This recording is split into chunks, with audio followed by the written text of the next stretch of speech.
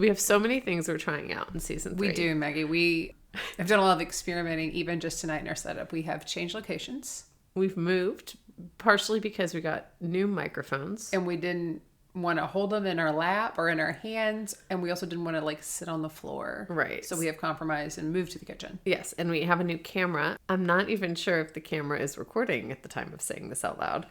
Well, we had talked about there being a lot of surprises in season 3. So many surprises, mostly from us. And this season is us surprising ourselves. Like, we are going to find out about the camera. We're going to see how these mics work. We are trying not to make too much noise because they are hot. Like, they are hot mics. They're way, way better mics than the mics we had. Are these something that you would say a junior partner would use? These are definitely junior partner. Okay. For sure. We're definitely not using associates. Yeah, no, we are out of the associate mics into junior partners, but are we ready to be a junior partner? We don't know. We also have headphones. We do. And they're working. They're working. Because we've had these headphones since before we started recording podcasts, but we couldn't make them work before. But now, look at us. Right. So okay. Let's have a conversation. Let's have just a normal conversation and see if this setting on our new season 3 microphone sounds better. Or worse. It's kind of like people are wondering, is season 3 going to be better or worse? I don't know. I am wondering that. I feel like we're off. We're so off. We haven't even clapped. Oh, fuck. 1, 2, 3. Hi, I'm Maggie. And I'm Amanda. And we're sisters. In law. We're watching Suits one episode at a time. It's a show so nice, I've watched it twice. And a show so great, I'm watching it late. Thanks so much for tuning in.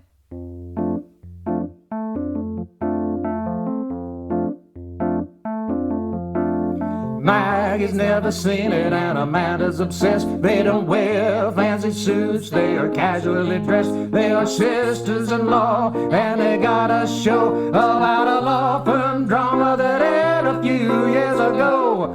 Only Suits fans, only Suits fans. Only Suits fans, only Suits fans. Only Suits fans, only Suits fans.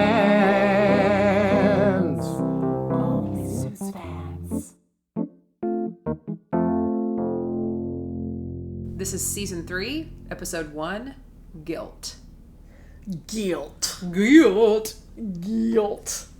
What a funny word. That's one of those words that when you say it a few times, you're like, what is that word? I think that's most words. Sometimes I'll get bored and just start saying words, see how they sound. Like what? I mean, like anything. Like I'm looking at our notes, like Mike. Like that sounds so weird after a while. Or but only because you started saying it like a duck. Like that's why. Mike. But that's how it happens. Like Rachel, right? Guilt. But guilt is even if I just said guilt. Oh, twice? Guilt. Do you say guilt? Guilt? No, I don't. But when I say, wait, how do you say it? Guilt. I think I say guilt. I think I just could have dropped that U. Guilt. Me too. It's like guilt. Gilt. Guilt. Yeah. Guilt. You have an E sound to it. Guilt. Guilt. Guilt. No, I'm saying guilt. Guilt. Am I saying guilt? I think you're saying guilt. Guilt? Uh-huh. You think I'm saying guilt? Like creatine. But guilt. Guilty as charged. Okay. Well, we should get to the episode. We got another review. We did. And it's so great. So do you want to read it? Yes. Thank you so much to Destiny Joy Stevens.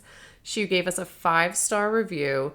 Says, I have been looking for a Suits podcast for years. I'm so glad to have finally found y'all. You never fail to make me laugh every episode. Thank you for all the hard work you put into making the show happen. It is greatly appreciated. Oh, that's so sweet. Yay. She is greatly appreciated for writing that review. That. Thank you, Destiny.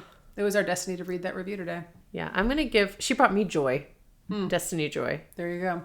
She brought me 5-star worth of joy. There you go. I'm promoting her. She's going to be my personal associate. Okay, great. We also have something that we need to wrap up from season 2. We do. So we do have the briefies, which for any of you who are tuning in for the first time, you know. Oh, yeah. If you're tuning in for the first time, yeah. I'm Maggie. And I'm Amanda. And we're actually sisters in law. I binge watched Suits in the summer of 2023 twice and kind of into the fall. So I did the entire series in 6 months. And Maggie has never seen it. I convinced her to watch it and then convinced her to do a podcast with me. We've been recapping it now since the middle of December, and now we do 2 episodes a week, and we are so glad that you're here if you're just not joining us. And something that we do is we write these briefs before every episode to recap the episode. And then at the end of the season, we provide nominations for the Briefy Awards, which is the best brief of the season. And Amanda humbly accepted the award for season 1 with an incredible brief. Season 2, we just got the results from our very official poll. It looks like we are split. The audience is split between Rachel's Daddy, which was Amanda's fabulous brief from season 2, and Mambo number 5, which was my singing brief. And I thought Mambo number 5 was the best brief we've had to date. Well, I thought Rachel's Daddy made me laugh more than any other daddy. I'm shocked that you did not sweep. I'm happy to split this with you. So maybe just in season 3, we can take turns and take the briefy around town and see what that looks like. I love that idea because I've been coveting the briefy trophies. It is nice for a while. It is really nice. Yeah, let's get into our briefs. Okay, I'll go first. Yes, Maggie always goes first. I go first. Season 2 ended with a bang, and Season 3 opened with a kaboom as the Brits from across the pond take a bite out of the Big Apple and put NYC's A-Team on the defensive. And it looks like everyone is losing.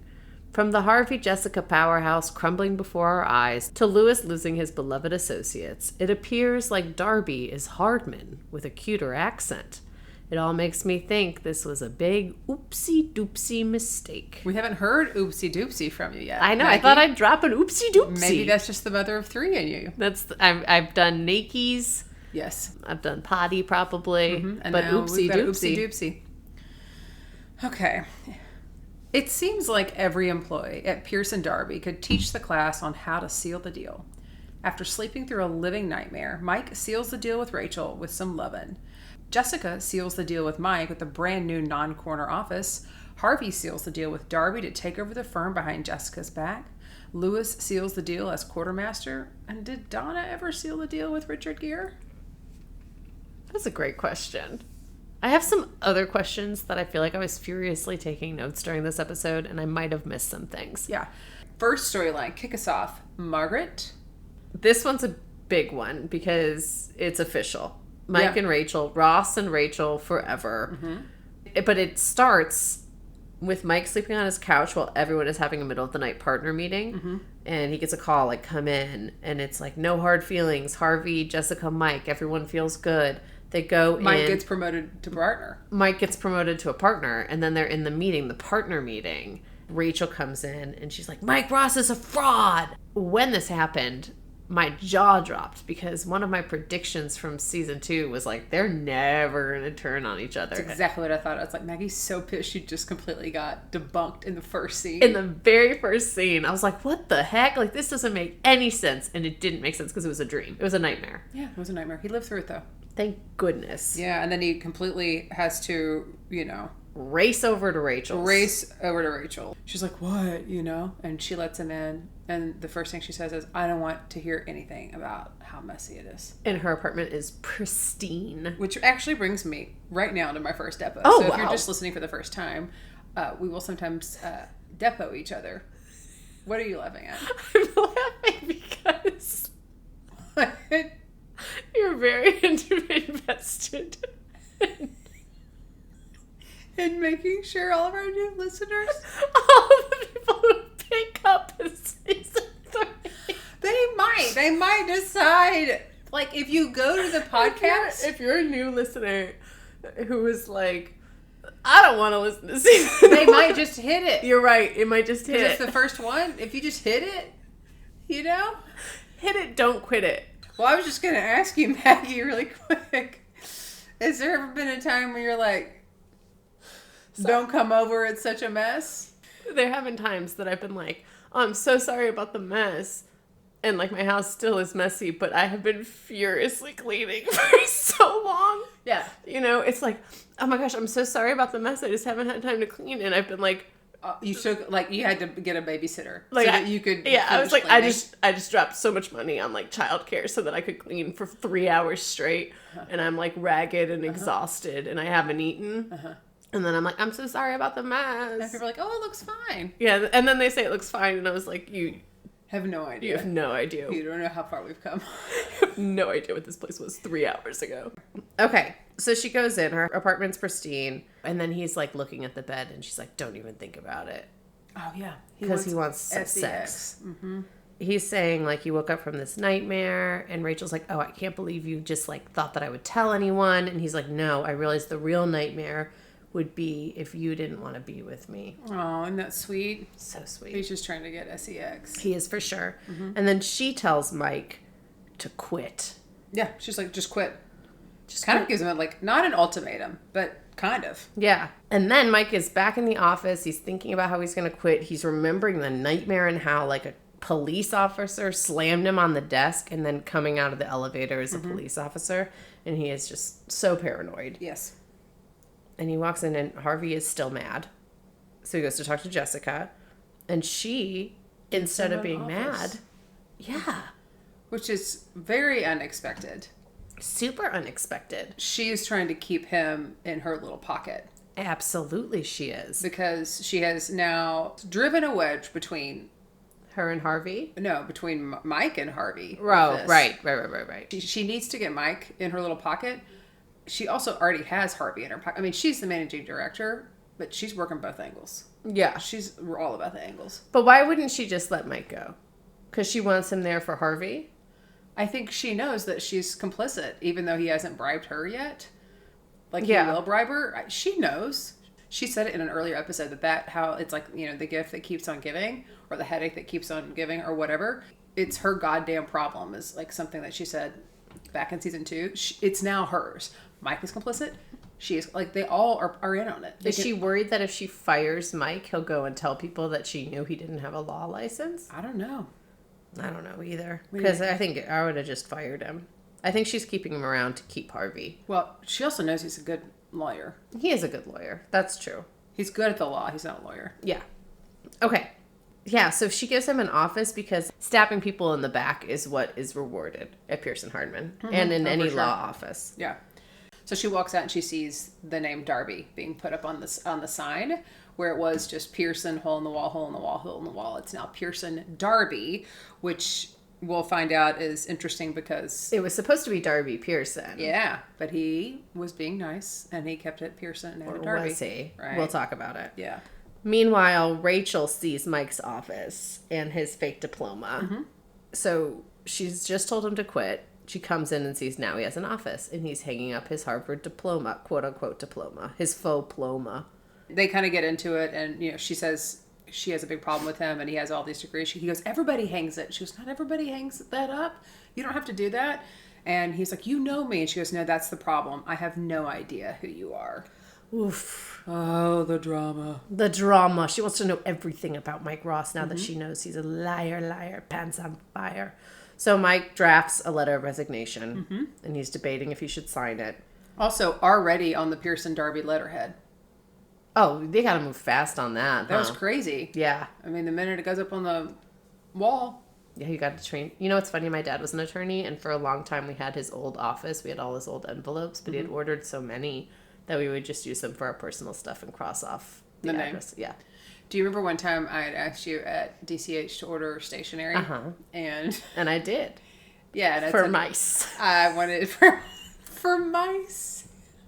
I wanted like 5x7 note cards. And you showed me a picture of it, and I didn't see the dimensions. You're like, look at this, like, it's high quality. The envelopes are lined with red, like, it's really beautiful. What a great deal! You're like, this is such a good deal. I was like, yeah, let's get a big order of them because I want to use them for more thank you notes. And they came in, and like you said, they were note cards for mice. They were basically the little cards you get when you send flowers, like those little bitty tags that are 2x3. Yeah. And so I had to write thank you notes to people for coming to the theater on little gift tags. I think that's memorable.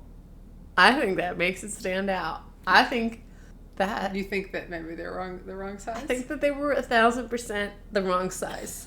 That I don't understand sizes. It was really cute. So cute. Okay, so Mike has this draft resignation letter. He goes into the copy room to copy it. to copy his resignation letter. Yeah, you always want to have a good copy of your resignation letter. I like to say, you know? Yeah. Right? Lewis is like, what are you doing here? Why would you leave? Mm-hmm. And Mike says it's because of Harvey, and all that matters is that Mike can't fix it. Right. Then Lewis is like, well, let me tell you a story, kid. Mm-hmm. One time Hardman gave Harvey an unwinnable case, and I tried to help because here's Harvey. He's like Superman in the office, and he would not accept any help, even though the case was like completely unwinnable. He wouldn't accept it was a dead Superman. end. Yeah. And Mike's like, yeah, he won't take any help. And then Lewis is like, but he's not Superman anymore. He's Batman. And Batman needs a Robin. Yeah. And Mike would make really good Robin. Yeah. It makes the most sense if you're thinking about the options for them. Both of them, honestly, could. I hope that maybe in a later season we see them in play, costume? Yeah. Okay. A Halloween episode. Harvey's Batman, Mike is Robin. That'd be great. I can't confirm or deny because then I would be revealing a spoiler, of course.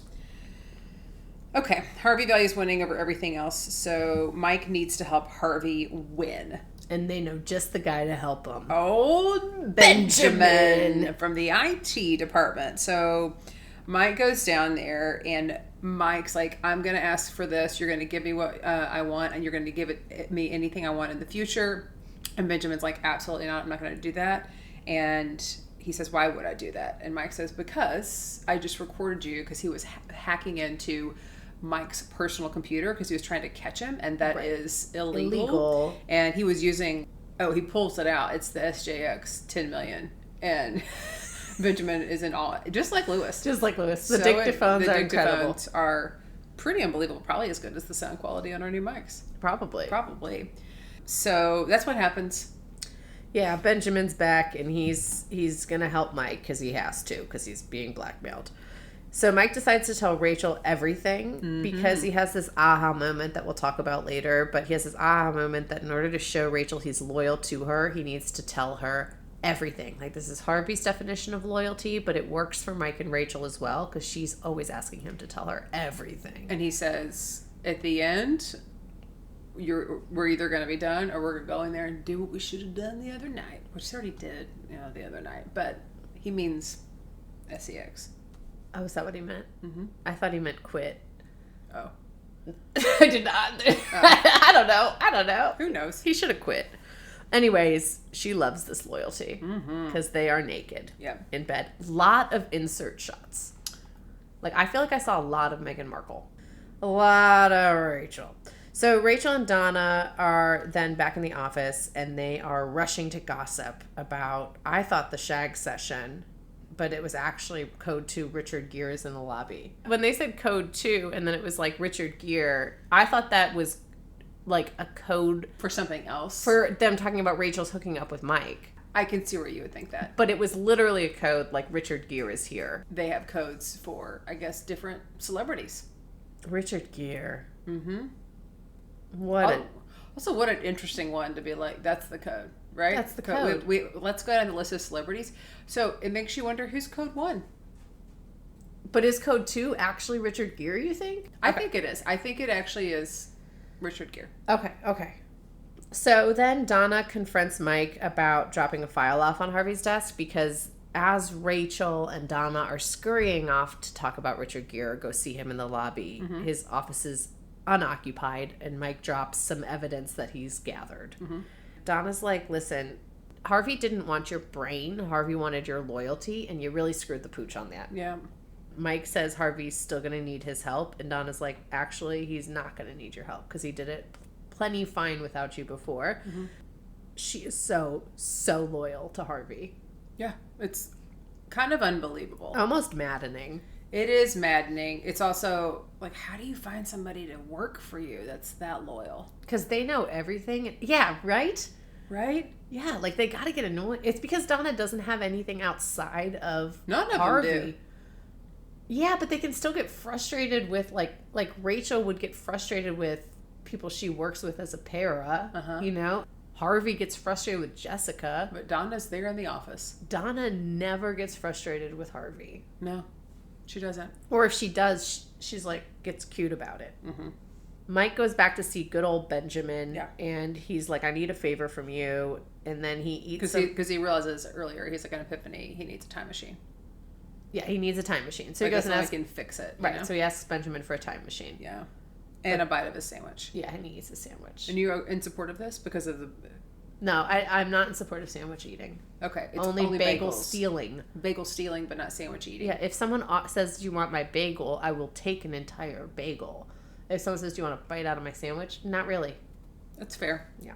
Mike says he needs a time machine from Benjamin, but he actually wants Benjamin to get that letter that Jessica was going to send to the DA saying that she was just recently made aware. Mm-hmm. And he's using that for blackmail or extortion. I'm not sure what the difference is, and Jessica asks him if he knows the difference too. Right. That's a lawyer thing. Yeah. Like, lawyers know the difference. Right. And if they don't, they're going to get called on it. So he has a copy of this letter from her hard drive, and it's like, you know, the tech seal lets them know exactly when it was typed. And so he wants to give her back the office just in case Harvey forgives him. Mm-hmm. He's like doing everything he can to stack the odds in Harvey's forgiveness favor. Right. And now she can't send the letter. She's screwed. Yeah. She realizes it. Like, she makes a face like, oh, fuck, that guy got me. Yeah. But she could have fired him before this. Woulda, coulda, shoulda. Right. Because if she would have done it when she first wrote the letter, like, then it would have been timely. Yeah. But that's not the end of Jessica's woes, because the entire other storyline is just the merger bringing some serious drama. So big time. Jessica has gotten into bed with Darby. And she's not benefiting from that either. Not at all. She's getting some money, but... So one of the big things that we were left hanging with at the end of season 2 is Harvey gets to decide where Scotty ends up. Darby has agreed to hire Scotty back, and he says, decide, will you have her in New York or London? It's not British, I don't think. I think that was. Okay. And so now it's, Donna walks in, says, Harvey, it's Sunday night, you have to give Darby an answer.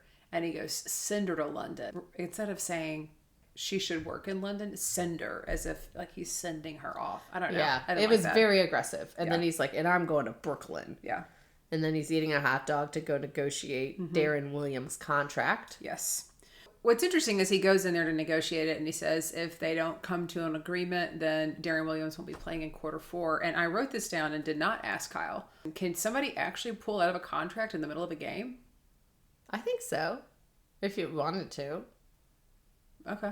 I think you could. Sure, why not? It's just sports. I didn't even know Darren Williams was a real player. And Kyle was like, what's funny about this is that the whole thing is that Harvey has another contract with the Mavs. Yes. And so it's like, oh, he's going to leave the Brooklyn team that I forget what the Brooklyn team's... What is the Brooklyn team? The Brooklyn Bandits? I don't remember. The Brooklyn either. Bad Boys? Yeah, Brooklyn. Okay, so he's going to leave the Brooklyn Bad Boys to go to the Dallas Mavs, which we are obviously in Dallas. And I didn't realize that Darren Williams was a real player who did actually end up playing for the Mavs. Oh, okay. From Brooklyn. Oh, yeah, that's right. Isn't that wild? It is wild. And they predicted the future. They did. I'm sure Kyle liked that. Yeah. Yeah. The Mavs are playing tonight in the playoffs. Oh, really? Mm-hmm. Yeah, it's funny. The Mavs and the Stars are playing tonight. Wow. Yeah. They're not playing on the same... You could tell on the my same face field. was like, How how? do they do that? They play in the same arena. I just said they're not playing on the same field, so that's... Yeah. You wouldn't know because you're a big Brooklyn Bad Boys fan. I am a big Brooklyn Bad Boys fan. Bad boys, bad boys. What you gonna do? What you gonna do when they come for you? Bad boys, bad boys. What you gonna do? What you gonna do when they come for you? Okay. Jessica's mad about the way that this whole contract goes down because Harvey bluffed. He didn't actually have a deal from the Mavs. No. He said he did, and he said he needed 3 times the amount that the Brooklyn Bad Boys had offered originally. And that was a bluff. And Jessica's in his apartment, in Harvey's apartment, being mad that he bluffed. And Jessica's like, you are doing this because you want to get fired. But Harvey says, I've always operated this way. Mm-hmm. He said, it's what you hired me for. It's what you pay me for. And it used to be what you valued me for. He also says I could bust that non-compete wide open, which back then in the day, sure, maybe. Now, with the old new non-compete law that just came down. You can. You can, as long as you're not an executive, executive, which he would clearly be. Because he's a senior partner. Senior partner. And I also an wonder how it executive. works when you're like vested in, like you have vested into the firm. Like, I don't know. I don't know that's what you're doing. interesting. Yeah. I think this was true. I didn't think Harvey was doing anything shadier than he always does, but Jessica is now so... Harvey's trying to leave. She's so paranoid about it that she's going to think the way he's operating is with ulterior motives. Mm-hmm. And at first when this happened, I was like, no, Jessica, Harvey's an upstanding guy. He's not going to try and leave the firm. He's not going to try and whatever. Mm-hmm. Later, I learn just how mad he is at Jessica. Yeah. Speaking of mad, Lewis is mad because the merger is no longer affording him Uniball pens. Yes. Which is important. And I understand this because a good pen is important. It is, because what's worse is a bad pen. Because that's when you notice it. Oh, when you have a bad pen that's not silky on a paper and you have to write or sign or whatever. It's so bad. It's real frustrating. It seems like they're only supplying Lewis with bad pens. Yeah. And also raspberry bran bars. Raspberry bran bars. Yes, the raspberry bran bars are very important too. And taking those away from him. And Donna's like, why don't you buy them? I mean, he makes gazooboos of money. Right. And he will not buy his own Uniballs or raspberry bran bars. It's out of principle. I know. But during this scene, something that I feel like is a little tired happens too. And shows the age of this show. Okay. Lewis has a little smear of pen. Yes. And Donna makes him smear it more on his upper lip.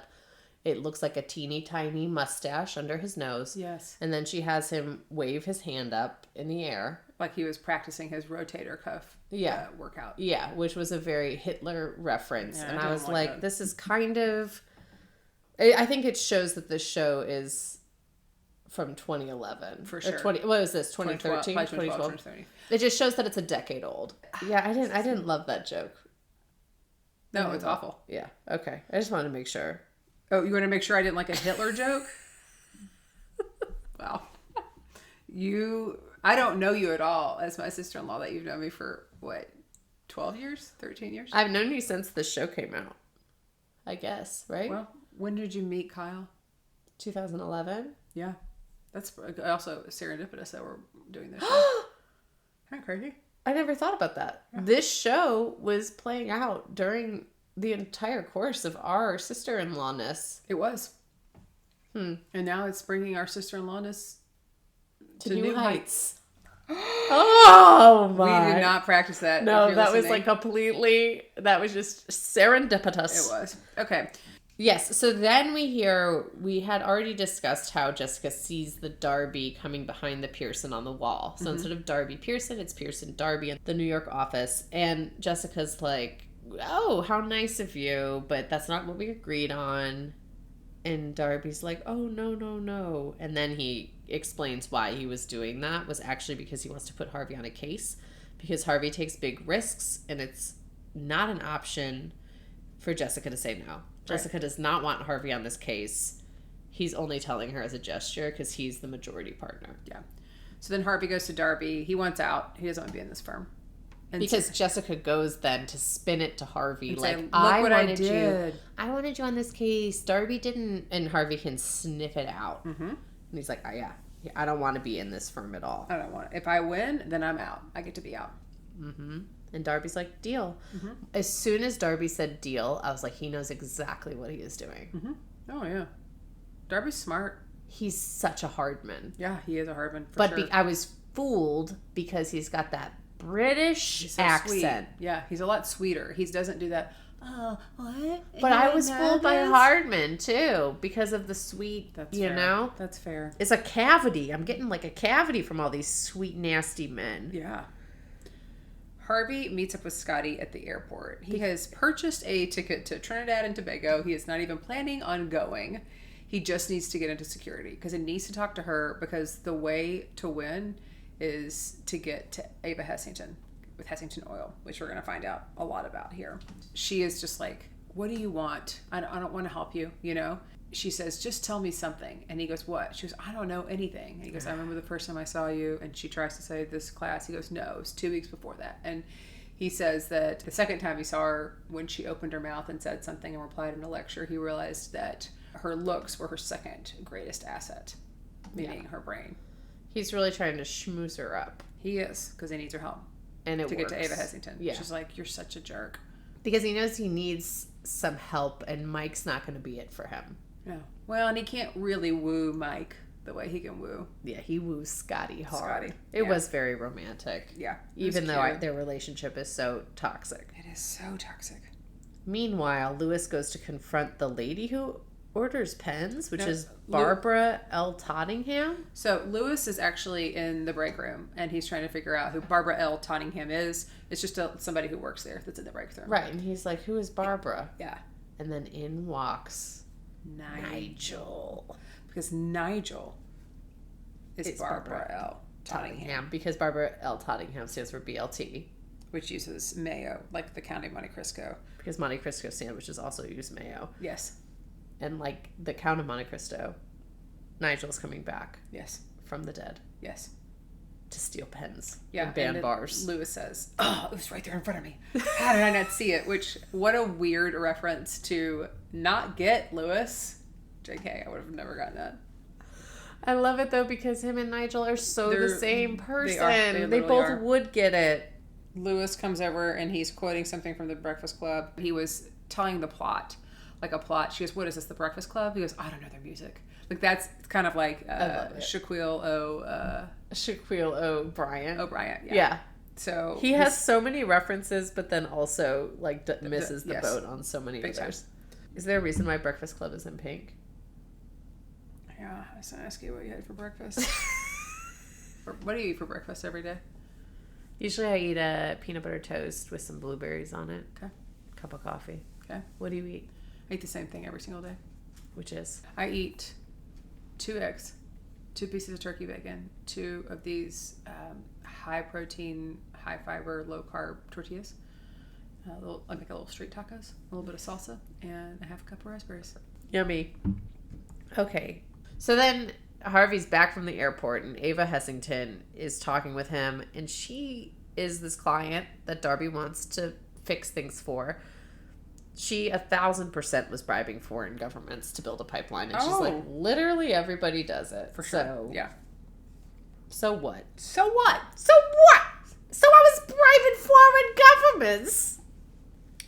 Mike is waiting outside to ambush Harvey with important information to the case, but it's information that Harvey already has. Mm-hmm. Mike wants Harvey to rip him to shreds. He's like, just yell at me, say all the things you need to say. Because that'll make it better. He thinks that if Harvey can just like let it out, let it go, and just like tear Mike down, that it'll get it out of his system and it'll be okay. Which I don't know. I mean, sometimes it feels good to say that kind of stuff, but sometimes I'd rather just kind of say it privately and rehearse it than never do. You know, kind of get it out. Yeah, because once you say it out loud to someone, they're never gonna let it go. Like, what if Harvey rips one into Mike and then Mike's like, actually, that was too deep. Yeah, that cut needs stitches. Yeah. A cut needs a tourniquet. That cut needs me to quit. Yeah. Mm-hmm. You know? And Harvey, though, is like, that's not what I need to do. I don't need to yell at you. No. I needed you to tell me everything. Yeah, he's like, you tell me, you come to me, you tell me everything. That's what goddamn loyalty is like. Yeah, he's like, yo, tell me everything. And it kind of felt very A Few Good Men, which you haven't seen. Because like I was waiting for him to be like, you can't handle the truth at the very end. I don't know. No one tells Harvey the whole truth because no one thinks Harvey can handle the whole truth or that Harvey wants to know the whole truth. Like, no one tells Harvey, I love you. I've been in love with you forever. Instead, they sue him. Mm-hmm. Or, like, no one tells them we're doing a merger. Yeah. Instead, they just, like, try and do it around his back. So I understand why he's so sensitive to this, but also I think because he's so sensitive to it, it's like a self-fulfilling prophecy. Absolutely. But this is what sparks Mike to be like, I have to tell Rachel every dirty, dark secret I've ever had. Mm-hmm. So Harvey is in a meeting with, I think it's in the chambers with the judge, right? And they're saying she should be fined. With Richard, who's... with Richard, he's the judge at this time. Oh, no, he's the attorney. He's the attorney, yeah. So Richard is an attorney who used to work with Harvey. At the DA's office. And now he's the one suing Ava. And he is running for office because he's like, hey, sorry, it's not going to happen.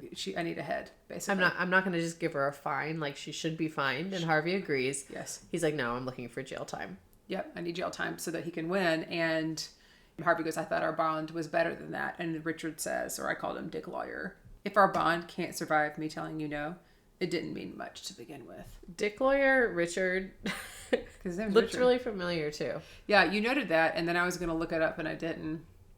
I noted that? You said he looks familiar. Oh, yeah. You said does the look actor playing the lawyer looks familiar. I didn't look it up either. Yeah, but he didn't does. I was like, he looks familiar. Meanwhile, while this is happening, Lewis is meeting with Darby, trying to convince Darby that he should be quartermaster because Nigel has something that Lewis does not have. And he's worried that Nigel's not going to stop at the Uniball pens. He's not going to stop at the brand bars. He's going to take more and more and more if he's quartermaster. And he convinces, he's like, Darby, I was made for this. This is the job I was born to do. Yeah. What he doesn't realize is he's made a deal with the devil. Mm-hmm. Because by becoming quartermaster, that took that off of Nigel's plate. Which means now Nigel gets to take something off of his plate. And that's the associates. Dude. This was a big hit for Lewis. Yeah. I also think that what was poetic about this, though, is that Nigel offered Lewis a chance to show his true colors. Mm-hmm. And Nigel was essentially saying to Lewis, like, hey, do me a solid and be a friend and be a human and let's work together. And Lewis was like, I took quartermaster from you. Suck it. And then he was like, well, I'm about to take the associate. So he picks up the phone to call Darby. And Nigel says, what are you going to do? Call him and ask him to take back what you just begged him to do? Right. Oh, man, because that's awkward. It's like, never mind, takesies backsies. Yeah. Oopsie doopsie. But I do respect that about Nigel because I do think Nigel has more of a... his moral compass definitely points further north than... Yes, it Lewis's. points toward north for sure. Yeah, this was real sad for Lewis, but also we know how Lewis is actually with the associates, so it might be good for the associates. So Mike has this file, and it has info that Harvey can use to win against Richard. So he confronts him out in the office lobby, and he says, hey, I just found out your #1 campaign contributor is the competition. Richard Dick Lawyer is like, I'm doing the right thing. This is justice. I'm putting this person behind bars. Harvey says, you sound like just like someone I know named Cameron Dennis. And then they part ways, and then he says to him, send Carolyn my love. Yeah. Because it's like basically Dick Lawyer is now doing something shady for the sake of doing something good, which is Cameron Dennis's MO, which I think might be why Richard Dick Lawyer then hires Cameron Dennis, or He passes it off. He passes it off to because Cameron he Dennis. recuses himself, basically, like steps out of it and says he didn't want to have a conflict of interest. Cameron finds Harvey to tell him, no, I'm going to be taking over the case. You noted that Cameron Dennis has a new mustache. He does have a new mustache. Yeah. It's a serious one. It is. You know I love a man with a mustache. You do. You're married to one. Your brother, your brother, my husband. Your husband, my brother. Yeah, I'm married to your brother, my husband. Yeah, he has a mustache, and I don't think it's going anywhere. A picture popped up from last year, and he did not have it. Okay. And I was like, oh, it feels like it's been there for longer. It is. I can tell you it's been there for a while. I actually have friends that ask about it. They're like, is Cost mustache temporary? No. I was like, well, everything's temporary, you know? Yeah, I've read ahead. We're all going to die. Like, I mean, it's like, no, I think I think that's a thing for him now. I love it. I know you do. So That's why it's much. not going anywhere. Yeah, dude. Give me that mustache. Just like Cameron Just Dennis. like Cameron Dennis and his You new mustache. love yourself a Mike Brady. I might not notice if anyone gets a haircut. I might not notice if an accent is Australian or New York. Okay, But I will notice a nice man with a mustache. that's fair. And Cameron's a bad man with a mustache. He is a bad man with He's a a Brooklyn mustache. bad boy. He's a Brooklyn bad boys, bad boys. So while we're seeing Cameron Dennis and his new mustache, Jessica is confronting Darby about why Ava's case is so important. Why is he taking such a risk? And you missed it. I did. So the reason it's so important is that Darby was dating her brother, I guess. Was it her brother? Yes. And she would cover for them when they would go on trips. Okay. And act like she was married to Darby or was with Darby because it was another time and it wasn't acceptable. Okay. So That's it was what I believe it was kind her of thought. I believe it was her brother that Okay. he was Yeah. dating. And that explains why it's so important. Yeah. Right after this conversation, I think, timing-wise, Harvey storms in to talk to Darby, and he wants to change the arrangement. He does not want to be let go and let out of the agreement if he wins. He wants to take Jessica down, meaning he wants Darby to back him for managing partner. Which, here's the other thing I don't understand. If it's Pearson Darby, don't one of them have to be the managing partner? Why wouldn't Darby just be managing partner? Or does he not want to deal with all that shit because he's over in London? Yeah, I think the managing partner has to do more of like the day-to-day stuff. Okay. But it seems like Darby is the majority partner, right? He is the majority 51. for sure. So I guess Harvey... He could appoint anybody for managing partner, I guess. He can appoint Rachel Zane. Well, can he... No, it's also go to a vote. Yeah. It's interesting that Harvey thinks he has the votes to get managing partner over Jessica. Yeah. That was the shock of a lifetime. Really? Because I'm like, y'all know Hardman was planting these seeds. Yeah. You're really surprised that he's turning on her? I am, frankly. Yeah. I think I was too the first time. And the second time I was like, oh, this makes sense. He's so fiercely loyal to her. That's why it is surprising. It is. And also, if we remember, in the beginning of season 2, I was like, Harvey is not being fiercely loyal to Jessica at all. Right. At all. No. So, but he demands that she be fiercely loyal to him in a way that she's still being loyal. She's just asking for him to have some consequences for his completely reckless and disrespectful actions. Yeah. So it's like, come on, Harvey, eat some humble pie. She said, like, eat some humble pie and earn your name. And instead of doing that, he's being a little sneak.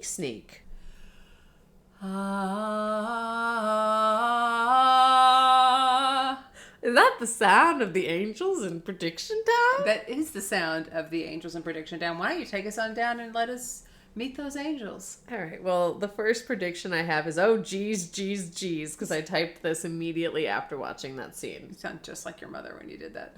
Oh, geez.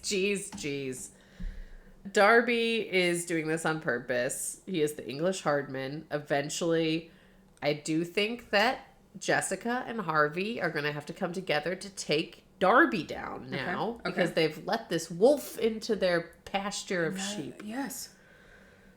I think Harvey is going to forgive Mike because I think that like this loyalty case with Cameron Dennis, it's going to bring up a lot of feelings about what it means to be a mentor-mentee, to have loyalty to each other. I think he's going to forgive Mike. Okay. Rachel and Mike, I think, are going to be good. Okay. They're solid. They're solid, and the writers are giving me solid. Yeah. I think things might come up, but they're good. Lewis and Nigel. I think Nigel's going to be beloved by the associates, and Lewis will die inside watching it. And I think that they will have a war. Like, they'll have it out. Kyle thinks that Nigel and Lewis will be friends. Why? He just does. I don't know why. He gets a friendship vibe? Yeah, he gets the friend vibe. Yeah. I get the frenemy vibe. Okay. They're so similar that they're in competition with each other, which is really interesting. Because they often say, like, when you are frustrated with somebody, you can be projecting something about yourself that you don't like. Absolutely. That's not always true for me. Yeah. Sometimes when I'm frustrated with people, I am actually projecting what it is I'm frustrated about with that person. And they are so different from me. I would never. Yeah. I was surprised we didn't see Katrina, but I think that she might have some good insight for the case with Cameron Dennis. And so I'm hoping she comes back. Okay. I'm hoping we see Hoping her to see in her the next back in episode. center stage. Yeah. I think these are great predictions. Again, I don't know what I would have predicted because I didn't have to stop and write, oh geez. I just had to hit, are you still watching? And I said, yes, Netflix. I am still watching at 3 a.m. And I hope we're still listening. And for those of you joining us for the first time, and now we're going to do something called a send-off. Oh yeah, this is where, if it's your first time joining us, we send you off. And we have the same thing that we say every time. Thanks so much for tuning in. You can follow us on Instagram, TikTok, and YouTube. You can listen on Apple, Spotify, or anywhere else you get your podcasts. Don't forget to like, subscribe, and leave a review. And if you can't think of anything nice to say in your review, you can go ahead and either send something nice in an email with some constructive criticism. Yeah, send us an email. But don't- OnlySuitsFans@gmail.com. Yeah, but the review is a space for only glowing things. Yeah. Send us your, it's like my philosophy at work is, call people out for the good that they're doing. Yes. And call them in for the things that they need to work on. Call them in. So call us out about how good we are. Call us in if we made a big boo-boo. If we made a boo-boo, we'd love to know. That's it, folks. Bad boys, what you want, what you want, what you gonna do when Chevy John Brown come for you? Tell me what you wanna do, what you gonna do? Yeah, bad boys, what you gonna do? What you gonna do when they come for you? Bad boys, what you gonna do? What you gonna do?